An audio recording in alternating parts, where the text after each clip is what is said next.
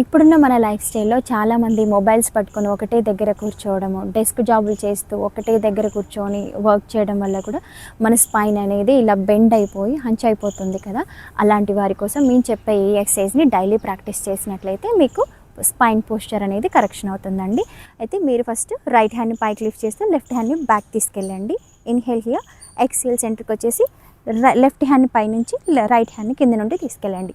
ఇలా చేంజ్ చేస్తూ 10 to 20 counts చేస్తూ ఉండండి.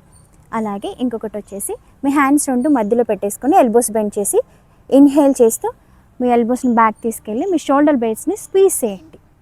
Exhale centre, inhale squeeze your shoulder blades. ఇలా 10 to 20 కౌంట్స్ చేయండి. ఇంకొకటి వచ్చేసి మీ హ్యాండ్స్ అనేది నీస్ మీద పెట్టేసుకొని ఇన్హేల్ చేస్తూ మీ షోల్డర్స్ని బ్యాక్కి రోల్ చేస్తూ మీ చిన్ని పైకి లిఫ్ట్ చేయండి.